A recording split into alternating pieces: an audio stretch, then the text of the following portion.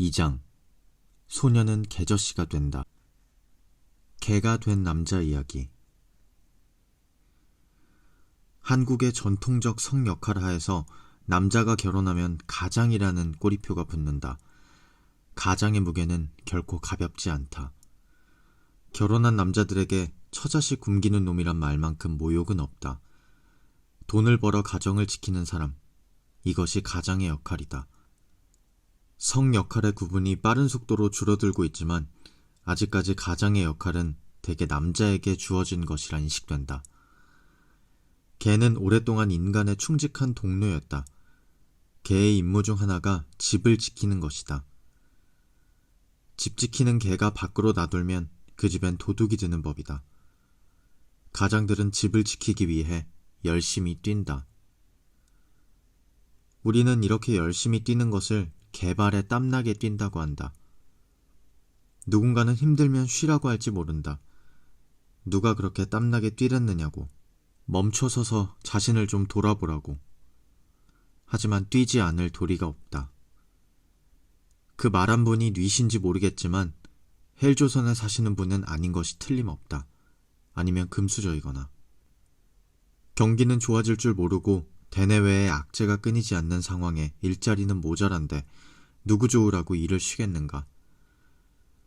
옛말에 개처럼 벌어 정승처럼 쓴다는 말이 있다지만 대다수의 가장들은 개처럼 벌면 벌었지 정승처럼 쓸 날은 요원하다. 돈 들어갈 때가 많아서다. 집 대출금, 아이들 교육비, 부모님 용돈, 경조사비, 식비를 포함한 온갖 가지 유지비 등등. 직장을 다닌다는 것은 쉬운 일이 아니다. 남의 돈 벌기가 제일 어렵다고 하지 않던가. 윗사람 눈치도 봐야 하고 아랫사람들도 토닥여야 한다. 거래처의 갑질도 받아내야 하고 고객과의 트러블도 대처해야 한다. 내 잘못이 아닌데 고개를 숙이고 소위 개처럼 기어야 하는 아니 꼽고 치사한 일이 한두 개가 아니지만 총각대처럼 혈기로 사표를 던질 수도 없다. 가족이 있기 때문이다. 그렇다고 내가 진 짐이 무거우니 가족에게 나누어 짊어지자고 하는 것은 왠지 능력 없는 남자가 할 소리 같다. 물론 이건 역시 전통적 성 역할에서 온 생각이지만 나를 비롯한 40, 50대 이상 세대에서 이런 생각에서 자유로울 사람은 거의 없을 것이다. 힘들지만 내 몫 시려니 하고 풍파를 견디고 있는 것이 이 시대의 가장들이다. 그런데 언제부턴가 가족이 멀게 느껴지기 시작한다. 머리가 굵어지고 난 다음일까? 애들이 아빠와 말을 안 한다. 무슨 말을 해도 어디서 개가 짖나 한다. 아빠가 언제부터 관심 있었다고 이러냐고 관심 끊으란다. 아빠가 번 돈으로 밥 먹고 학교 다녔으면서 그게 할 소리인가 싶다. 아내의 눈빛도 달라진 것 같다. 누구 남편은 연봉이 얼마라던데 당신은 몇 년째 이 모양이야. 소리내어 말은 안 하지만 눈치로 알 수 있다. 다른 일에도 점점 자신이 없어진다. 이 집에서 나는 점점 없는 사람이 되어가는 것 같다. 이사가는 날에 남편들은 아내가 키우는 개를 안고 있으라는 말이 있다. 남편은 버리고 가도 개는 데려가니 개 옆에 붙어 있으라는 뜻인데 이게 무슨 개소리인가. 억울한 마음이 울컥 솟는다. 그렇게 개처럼 지켰는데, 개처럼 뛰고 개처럼 기었는데 이제 와서 개만도 못한 취급이라니. 직장에서도 상황은 녹록치 않다. 위에서는 쪼고 밑에서는 치 받는다.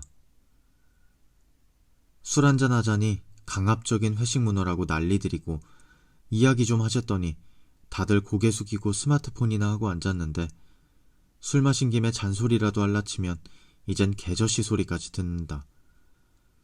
문득 토사구팽이라는 말이 떠오른다. 사냥이 끝나면 사냥개를 삽는다지. 내 사냥은 이제 끝난 건가? 더 이상 나를 필요로 하는 사람은 없는 걸까? 남자는 사는 게 참 개 같다고 생각한다. 소년은 그렇게 아저씨가 된다.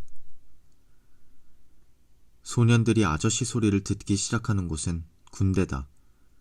아저씨는 다른 소속 부대의 병사들을 부르는 말이다. 아무개 병장님, 아무개 상병님, 아무개 일병 등 엄격한 계급 체계에 근거한 호칭은 자기가 직접적으로 소속된 부대에만 한정되는데 다른 부대 소속의 병사들은 서로를 아저씨로 부른다. 해서 여러 개의 중대가 함께 생활하는 대대급 이상의 부대에서는 아저씨 소리가 끊일 날이 없다. 아저씨 여기 줄 선 거예요? 아저씨 담뱃불 좀 빌려주세요 등등. 이때 아저씨 발음은 아저씨라기보다는 아씨 또는 아이씨에 가까운데 실제로 짜증이 80% 정도는 섞인 목소리로 발음해야 느낌이 산다. 군생활의 스트레스를 나와는 관계없는 다른 부대 아저씨에게 표출하려는 심리가 분명 있는 것 같다. 아이씨, 그걸 그렇게 하면 어떡해요? 엊그제까지 사회에 있던 20대 초반의 젊은이들에게 아저씨가 주는 어감은 낯설기만 하다. 나는 아직 이렇게 어린데 저 아저씨는 대체 누굴 보고 아저씨라는 걸까? 조금 전까지 학생, 총각, 청년 등으로 불리던 소년들은 그렇게 아저씨가 된다. 아저씨라는 호칭은 그들이 입은 군복만큼이나 획일적이다. 샤워실이나 PX에서 아저씨! 하고 부르면 수많은 까까머리들이 뒤를 돌아본다. 누가 누군지 구별할 필요도, 구별할 수도 없기에 아저씨인 것이다. 소년은 자신이 거대한 집단의 일원이 되었음을 실감한다. 사회에서 소년을 규정하던 모든 것들은 군대에서 의미를 잃는다. 군대는 새로운 역할과 임무를 부여하고 그 기준에 맞지 않는 이들을 가혹하게 자르고 깎아낸다. 여행자들을 꿰어 자기의 침대에 눕히고 남는 부분은 잘라내고 모자라면 잡아 늘렸다는 프로크루스테스처럼. 프로크루스테스와 군대의 차이는 군대에는 프로크루스테스가 아주 많다는 점, 그래서 침대들의 길이도 천차만별이라는 점 정도일까? 2년 가까운 시간 동안 소년은 나를 잃고 집단의 기준에 나를 맞추는 것에 익숙해진다. 익숙해진다는 것은 무섭다. 한번 기존의 태도를 바꾸면 그 불편감을 해소하기 위해 새롭게 바꾼 태도를 열정적으로 정당화하게 된다. 패스틴저의 인지 부조화 이론이다. 침을 튀기며 군대의 부조리함을 성토하던 이등병은 자기가 그토록 비판하던 고참의 모습을 닮아가는 것쯤은 흔히 목격할 수 있다. 야, 요즘 애들 왜 이렇게 빠졌냐? 애들 교육 똑바로 안 시켜? 1년쯤 전에는 자신을 공포로 몰아넣던 그 대사가 내 입에 붙을 때쯤에서야 앞이 보이지 않던 군생활의 끝이 찾아온다. 기껏해야 3박 4일 수학여행이나 다녀왔을 소년들에게 2년이라는 군생활은 아득히 길고 긴 시간이다. 군대에서 나온 소년, 아니 아저씨는 신입생, 특히 여학생들에게 기피 대상 1호라는 예비역 복학생이 된다. 아직 군대물이 완전히 빠지지 않아 머리도 짧고 행동이나 말투에 어색함이 들어있다. 친했던 여자 동기들은 졸업을 했거나 휴학해서 아는 사람이라곤 선배 형밖에 없다. 같이 몰려다니면서 술이나 마시거나 휴식 시간에 같이 담배만 피워대다가 금연구역이라며 학생회 임원에게 경고나 받는다. 그러다 후배 같은 사람만 보이면 사사건건 내가 군대에 있을 때는 을 읊어대며 군인도 아닌 그들에게 똥군기를 잡거나 부르지도 않은 학과 행사에 나타나서 새내기 여학생들의 주변을 어슬렁거리는. MT나 신입생 환영회 같은 행사에서는 자연스럽게 복학생들끼리 모이게 되는데 이때의 화제는 오직 군대 이야기다. 군대 이야기의 레퍼토리는 대개가 자기 자랑으로 내가 얼마나 총을 잘 쐈는지, 얼마나 축구를 잘했는지, 내가 있던 부대가 얼마나 빡셌는지 등 꼬리에 꼬리를 문다. 운수 나쁘게도 옆자리에 잘못 앉은 후배들은 어색한 미소와 마음에도 없는 맞장구로 빨리 술자리가 끝나기만을 바랄 것이다. 사실 복학생들도 자신을 보는 다른 이들의 시선을 모르지 않는다. 자신들이 더 이상 이 공간에 어울리지 않음도 잘 안다. 그럴수록 그들은 그 자리를 떠나지 못한다. 어색하고 민망하지만 지금 일어서면 다시는 이곳에 돌아올 수 없을 것 같은 느낌. 그곳에는 그들이 예전에 잃어버린 젊은 시절의 자신이 있기 때문이다. 아저씨는 언제 처음 개가 되는가? 개새끼. 나는 개새끼로소이다.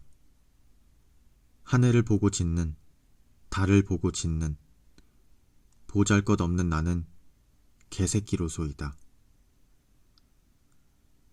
높은 양반의 가랑이에서 뜨거운 것이 쏟아져 내가 목욕을 할 때 나도 그의 다리에다 뜨거운 줄기를 뿜어대는 나는 개새끼로소이다.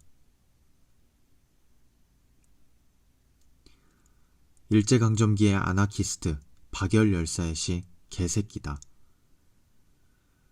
일제강점기를 살아가는 한 사내의 뜨거운 존재 증명인 이 시에는 개새끼의 본질이 잘 묘사되어 있다. 높은 양반의 오줌으로 목욕을 하는 비천한 존재일지언정 개새끼는 결코 굴복하지 않는다. 개새끼가 양반에게 끝까지 오줌줄기를 뿜어대는 이유는 그것이 자신의 존재를 증명할 마지막 방법이기 때문이다. 거친 욕설과 함께 날아오는 발길질로 끝나는 개새끼의 개짓거리는 그래서 더욱 처연하다. 아저씨는 언제 개가 되는 것일까? 아저씨가 된 소년에게 개가 붙기 시작하는 시점은 아마도 예비군 훈련을 시작하면서부터일 것이다. 멀쩡한 남자도 예비군복을 입으면 개가 된다는 말이 있다. 사회에서 아무리 있어 보이는 직장에 다니고 반듯한 이미지였더라도 군복만 입으면 남자들은 내면에 숨겨진 개를 꺼낸다. 풀어 헤쳐진 상의, 거꾸로 쓴 모자, 잠기지 않는 허리띠, 양말 속으로 들어간 바지 등 자유분방한 옷차림으로 대표되는 예비군의 상징은 무엇보다도 반항이다. 얼마 전 하의에 넣어 입던 군복 상의를 빼입는 것으로 규정이 바뀌자 예비군들은 이렇게 말했다. 그럼 이제 넣어 입어야겠군. 제발 빨리 좀 걸어달라는 또는 총 좀 땅에 끌지 말아달라는 조교들의 말은 귓등으로도 듣지 않는 것은 물론 교관의 말에도 사사건건 대립하고 으르렁거린다. 그들이 말을 잘 들을 때는 오직 식사 시간과 퇴소 시간뿐이다. 예비군들이 이렇게 꼬장을 부리면 이를 보는 사람들은 예비군 자신들을 포함해서 개가 따로 없다고 생각한다. 예비군들이 이러는 이유는 뭘까? 나는 1999년에 제대했는데 처음 예비군 훈련을 갔을 때의 충격을 잊을 수 없다. 나를 비롯한 1년차 예비군들이 바짝 쫄아있는데 반해 민무늬 군복을 입은 5, 6년차 예비군들은 모든 것을 귀찮아했으며 조교들이 말을 걸 때마다 화를 냈다. 훈련 시간은 그들에게 그 어떤 의미도 없는 것 같았고 교관의 지시는 아무런 반응도 불러일으키지 못했으며 훈련장 여기저기에 드러누워 잠자는 얼굴까지도 짜증으로 가득했다. 첫 예비군 훈련이었기에 삼선정렬은 물론 전투복 상의 단추를 목까지 곱게 채운 내 모습이 왠지 부끄러워 몰래 상의 단추를 2개쯤 풀고 바지의 고무링을 발목까지 내렸던 기억이 있다. 그러다가 내 모습이 그들처럼 되는 데는 오랜 시간이 걸리지 않았다. 예비군 2년차가 되고 3년차가 되면서 조교의 말은 귓등으로도 안 듣고 교관과 농담 따먹기를 하는 것은 물론 언젠가는 퇴소식 때가 돼서야 모자를 거꾸로 쓰고 있었다는 사실을 깨달은 적도 있을 정도였다. 도합 8년의 예비군 기간을 거치면서 나 자신을 포함한 예비군들에게서 받은 인상은 예비군들은 개짓으로 요약되는 분노와 반항의 표출을 통해 온몸으로 군대의 권위와 맞서고 있다는 것이었다. 군필자들이 생각하는 군대의 의미는 무엇일까? 대학원 박사과정 시절 학교의 예비역들에게 개방형 설문을 돌리고 응답들을 분석해 보았던 적이 있다. 예비역들이 생각하는 군대의 의미는 곧 상실이었다. 군대에 다녀와서 자신감도 생기고 여러 가지 사회적 기술도 늘었지만 만약 군대를 가지 않았다면에 대한 질문에 절대 다수의 청년들은 보다 의미 있는 것을 했을 것이라고 답했다. 군에 다녀온 지금보다 훨씬 나은 상태가 되어 있을 거라는 것이다. 어쩔 수 없이 가는 군대였기 때문에 다녀왔고 그 안에서 나름 최선을 다했지만 2년이라는 군 생활은 군대가 아니었다면 가질 수 있었던 수많은 기회의 상실을 의미한다. 이것이 군대의 진정한 공포일이라. 대다수의 남자들이 군대에 다시 가는 꿈을 꾼다. 진정 두려운 것은 고참의 구타도 끝없는 작업도 아니다. 땀을 흘리고 비명을 지르며 깨어날 만큼 예비군들을 공포에 빠뜨리는 것은 다시 군대에서 2년을 보내야 한다는 사실이다. 한국 남자들에게 군대는 트라우마로 남는다. 그러고 보면 군대 꿈은 전형적인 외상 후 스트레스 장애의 증상으로 보인다. 군생활 중에 경험하거나 목격한 죽음, 사고, 부조리, 폭력 앞에 병사들의 정신은 심각한 충격을 받는다. 더구나 할 수 있는 일이 아무것도 없다는 무력감과 아무도 도와줄 사람이 없다는 절망감 등은 이러한 충격을 한층층 폭시킨다. 그 결과 외상적 사건은 반복적으로 기억에서 떠오르고 그때마다 그 일들을 직접 겪는 것 같은 불안과 공포에 휩싸이게 된다. PTSD 환자들은 이러한 경험들이 다시 기억나는 것을 회피하려 가진 노력을 기울인다. 따라서 예비역들의 끊임없는 군대 이야기는 외상의 기억이 떠오르는 것을 막고 분열된 자아를 통합하려는 노력으로 볼 수 있다. 이는 군대 이야기의 레퍼토리들은 대개 긍정적인 것들로 채워져 있다는 점에서 짐작 가능하다. 누구나 한 번은 호날두가 된다는 군대쓰리가의 위엄, 20발 쏴서 21발을 맞췄다는 사격 실력, 일본의 천타를 친다는 행정병의 자랑 등 예비역들의 허세는 분야를 가리지 않는다. 군대 이야기는 우월한 남성성을 드러내기 위한 마초들의 거들먹거림이 아니라 나의 인생이 헛되지 않았음을 확인하려는 몸부림이다. 제대 후 경험하는 거의 모든 일들이 나의 인연은 어쩌면 아무 의미 없는 것이었을지도 모른다는 불안을 점점 키우기 때문이다. 이를테면 군 가산점이 폐지된다는 소식이나 군인들은 집 지키는 개 같은 소리를 듣게 될 때 말이다. 이런 그들에게 예비군 훈련은 가까스로 맡고 있는 군대에 대한 기억을 한꺼번에 되살리는 자극이다. 교장 입구에 세워진 군대식 표호부터 멀리서 들려오는 총소리, 날카로운 호각소리와 교관의 외침, 햇볕 받은 훈련장의 흙냄새와 야외 화장실의 지린내까지도 누군가에게는 한심해 보이는 예비군들의 개짓거리는 더 이상은 아무것도 빼앗기지 않겠다는 단호한 결의이자 더 이상은 너희들 마음대로 움직이는 내가 아니라는 처절한 존재의 증명인 것이다. 아저씨, 스스로 개가 되다. 물라면 물고, 놓으라면 놓고, 조직을 위해서 개처럼 살았습니다. 영화 내부자들에서 우장훈 검사, 조승우 분의 대사다. 개는 충직함의 대명사다. 시키면 시키는 대로 열심히 일하는 사람을 빗대기에는 개만한 동물이 없다. 예로부터 일의 대명사는 마소, 즉 말과 소가 있지만 개처럼 일했다가 주는 처연함은 따라갈 수 없다. 개가 가장 안 된 점은 아무도 개의 노고를 알아주지 않는다는 데 있다. 덩치도 크고 표정도 시크한 말과 소와는 달리 개는 정말 체면도 자존심도 다 던져놓은 것처럼 물고 핥으며 주인을 따른다. 게다가 개는 다른 놈으로 대체되기도 쉽다. 새끼도 많이 낳고 덩치가 작아서 크기도 금방 큰다. 그래서인지 덩치가 커서 힘도 세고 몸값도 비싼 소와 말과는 달리 사람들은 개의 필요성을 금방 잊는다. 토끼 사냥이 끝나면 개도 같이 삶아버리는 것이다. 남자들이 군대를 다녀오며 어쩔 수 없이 개가 되었다면 직장 생활을 시작하면서부터는 스스로 개가 된다. 우장훈처럼 검사식이나 되지 않더라도 남의 돈을 받는 직장 생활을 한다는 것은 개인적 자존심을 어느 정도는 내려놓아야 한다는 것을 의미한다. 조직의 명을 잘 따라야 출세도 하겠지만 직장 생활의 목적이 출세가 전부는 아니다. 대개의 남자들은 결혼과 동시에 가족의 생계를 책임지는 가장이 되고, 가장이 되면 출세가 문제가 아니라 잘리지 않기 위해서 자존심 다 버리고 그야말로 개처럼 일한다.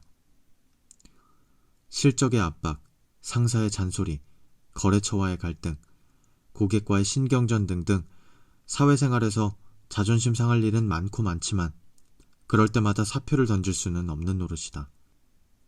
혼자 몸일 때야 그깟 직장 때려치우고 새 일자리를 구할 수도 있지만 가장의 어깨에 지워진 짐의 무게는 총각대와는 다르다. 상사 얼굴에 사표를 던지고 나오면 속이야 시원하겠지만 내가 책임져야 하는 사람들은 어떡할 것인가 말이다. 결혼한 남자들이 개처럼 변해간다는 은유는 옆나라 일본에서도 보인다. 만화 시바 아저씨는 시바야마 타로라는 개의 얼굴을 한 남자를 통해 중년의 일본 셀러리맨의 일상을 그리고 있다.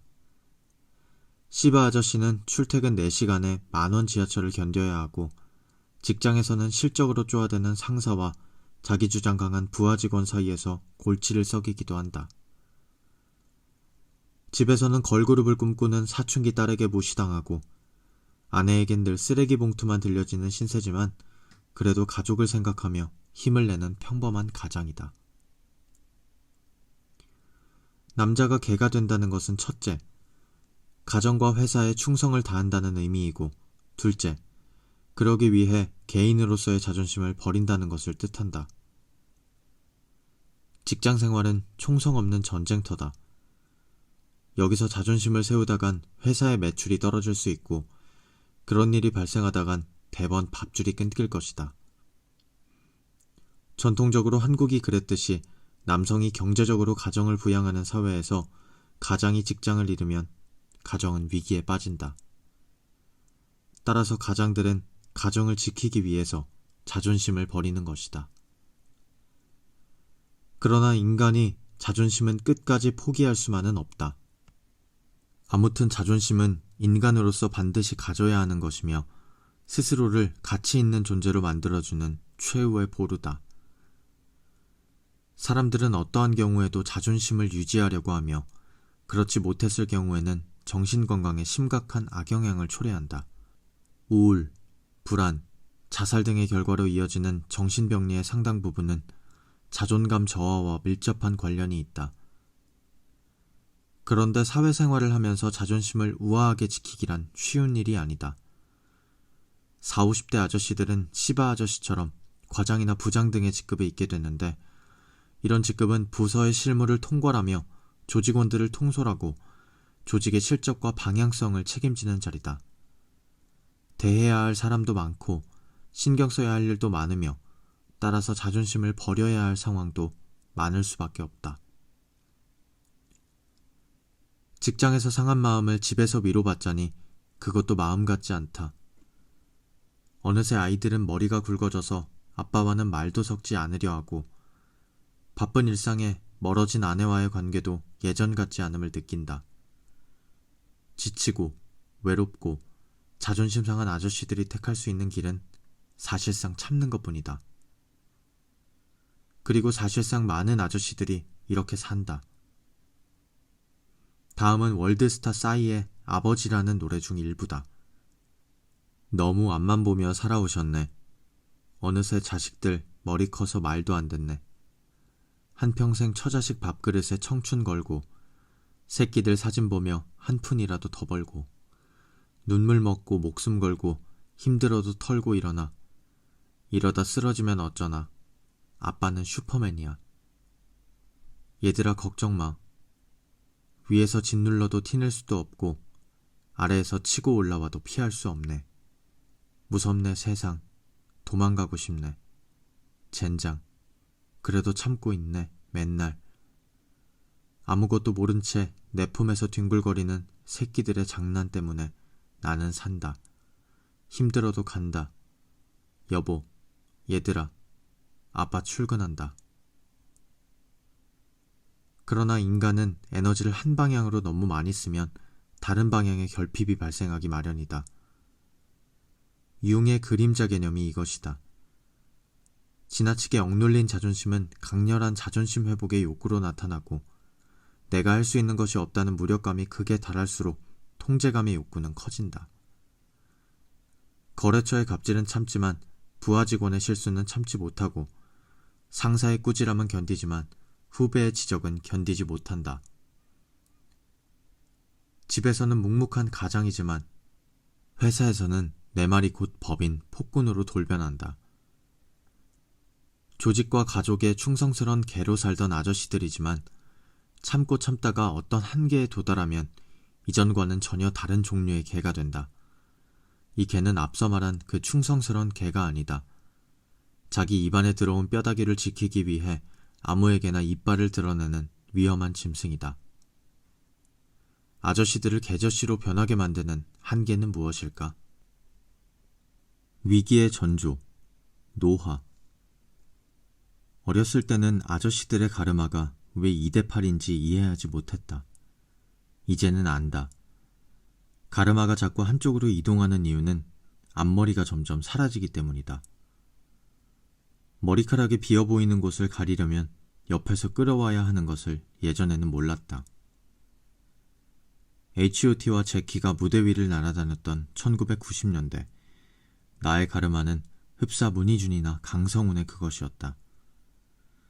그러나 최근의 가르마는 어느새 그 시절의 정욱이나 독고영재 씨를 떠올리게 하는 위치로 옮겨가고 있다. 천만 탈모인 여러분께는 죄송스러우나 아직은 가르마란 것을 가지고 있다는 사실이 다행이라면 다행일까? 40대가 되면 나이 든다는 것이 느껴지기 시작한다. 물론 나이 먹는 것을 체감하는 것은 30대 중반쯤부터이지만 40이 넘어가면 이제 스스로를 기만하는 것도 한계에 도달한다는 뜻이다. 40대라는 나이는 새벽까지 술을 마셔도 6시간 뒤에는 저절로 눈이 떠졌던 20대와는 달라도 너무 다르다. 눈이 자꾸 감겨서 늦게까지 술을 마시지도 못하거니와 기분 좋다고 하루 물이라도 했다가는 그 여파가 일주일은 가볍게 지속된다. 일도 마찬가지다. 30대 중반만 해도 밀린 일을 하다가 새벽 2-3시가 넘어서 잠자리에 드는 것은 일상이었다. 그런데 갓 40이 된 어느 날, 평소처럼 자판을 두드리며 모니터를 들여다보고 있는데 갑자기 가슴에서 콕콕 쑤시는 통증이 느껴지는 것이 아닌가. 깜짝 놀라서 인터넷을 검색해봤더니 협심증, 심근경색 등 살벌한 병명들이 모니터에 떠올랐다. 등줄기를 타고 오르는 식은땀과 함께 새삼스럽게 나이가 느껴지기 시작했다. 40대, 과로, 심장마비, 돌연사 등등 이게 남의 이야기가 아니구나 싶었던 순간이었다. 어느새 작은 글자를 보려면 안경을 쳐들고 거리를 두어야 하고 때때로 사소한 단어들이 떠오르지 않아 끙끙대기도 한다. 해마다 한 치수씩 커지는 허리 사이즈는 이제 받아들이기로 했다. 간만에 대학 시절 친구들을 만나면 너 하나도 안 변했다며 반가워들 하지만 변하지 않은 건 그 시절 우리들의 기억일 뿐 현실의 우리들은 머리숱 부족하고 배 나온 영락 없는 아저씨들일 뿐이다. 나이 40은 노화가 가시적으로 드러나는 시기다. 피부는 탄력을 잃고 눈가와 입가에는 주름이 자리를 잡는다. 혈액순환이 잘 되지 않아 안색이 나빠지고 색소 형성이 불규칙하여 얼룩이 생긴다. 머리카락이 가늘어지고 새로 나는 머리카락의 수가 날마다 빠지는 머리카락의 수를 따라잡지 못한다. 차마 말을 잇기 힘든데 아저씨들이 헤어스타일에 이렇게 민감한 이유는 날마다 나를 떠나가는 것이 머리카락 몇 개가 아닌 나의 젊음이기 때문이다. 심혈관계의 기능이 떨어지면서 심장병과 고혈압, 동맥경화의 위험이 높아지며 호흡기의 기능도 30세 기준으로 75%까지 떨어진다. 시각, 청각 등의 감각이 둔화되는 것이 느껴지며 근육량이 떨어져 운동 능력도 점차적으로 낮아진다. 이들의 연쇄 효과로 나이살이 붙는다. 운동 시간이 부족한 직종에 있을수록 팔다리는 가늘어지고 배만 볼록 나오는 이른바 거미형 체형이 되는 것이다. 남자들에게 특히 충격으로 다가오는 것은 성적 능력의 감퇴다. 나이가 들면서 누구나 겪는 과정이라고는 하지만 대부분의 남자들은 이 분야에 대해서는 변화를 좀처럼 받아들이기 어려워한다. 언제부터인지 아침에도 몸의 아래쪽 어딘가가 그다지 힘차게 인사를 보내지 않는다는 사실을 눈치채면서 중년 남자들의 자신감도 같이 사그라들기 마련이다. 실제로 중년에 접어들면 테스토스테론이 감소하면서 정자수가 감소하고 정자의 활동성이 떨어지며 발기 강직도가 떨어지고 오르가즘의 빈도와 강도가 감소한다. 또한 전립선이 비대해지면서 요도를 압박하여 소위 오줌발이 약해지며 때로는 전립선 암으로 발달하기도 한다. 성호르몬의 감소로 나타나는 이러한 증상들을 갱년기라고 하는데 갱년기는 여자에게만 오는 것이 아니다. 여성들은 40대 후반에 들어 여성 호르몬 분비가 줄어들면서 폐경이 오고 열이 올라 땀이 나거나 얼굴이 붉어지는 증상이 나타나지만 남성들의 남성 호르몬은 30대부터 서서히 줄어들며 몸과 마음의 여러 가지 변화를 일으킨다. 변화의 폭은 여성들에게 더 커서 쉽게 주목받지만 남성 갱년기는 자각이 늦고 눈에 보이는 증상이 덜하기 때문에 관심의 대상이 되기도 어렵다. 예를 들면 성호르몬의 변화는 감정의 변화로도 이어지는데 거칠고 난폭한 남성성을 맡고 있는 테스토스테론이 감소하면서 아저씨들은 감성이 풍부해진다. 영화나 드라마를 보고 남몰래 눈물을 훔치기도 하고 우울해졌다가 화가 났다가 하며 감정의 변화의 폭이 들쭉날쭉해지기도 한다. 철든 이후로 30대 중반까지 눈물이라고 몰랐던 내가 처음으로 펑펑 울었던 것은 3, 4년 전 케이블 채널에서 해주는 영화 헬로 고스트를 보고 나서였다. 불의의 사고로 귀신이 돼서도 아이 곁을 떠나지 못하는 아빠 엄마의 애틋한 사랑에 흐르는 눈물을 멈출 수 없었다. 아이들을 키우면서 부모의 마음에 감정을 이입한 탓도 있겠지만 견고했던 내 눈물샘을 터뜨린 것은 나이 들면서 생긴 호르몬의 변화도 한몫했을 것이다. 여기에 직장생활과 사회적 역할에서 오는 스트레스까지 더해지면 심각한 중년 우울증으로 발전하기도 한다. 하지만 여성들과는 달리 남성의 감정 표현은 전통적 성 역할의 압력으로 인해 별로 좋게 받아들여지지 않다 보니 문제가 더 심각해지는 경우가 많다. 젊었을 적에는 잘 몰랐던 이러한 변화가 줄지어 나타나는 나이가 40대다. 몸과 마음이 보내는 모든 신호들이 내가 더 이상 젊지 않다는 것을 알려주고 있다. 나는 나이 들고 있다. 늙어가고 있다. 이 나이듦의 끝은 어디인가? 누구나 알고 있지만 대답하기 꺼려지는 그 지점. 그곳은 죽음이다. 중년이라면 누구나 인식하기 시작하는 그 사실. 나는 죽어가고 있구나. 자신이 죽어가고 있다는 자각에서 비롯된 초조함과 불안이야말로 아저씨를 개저씨로 만드는 촉발 자극이다.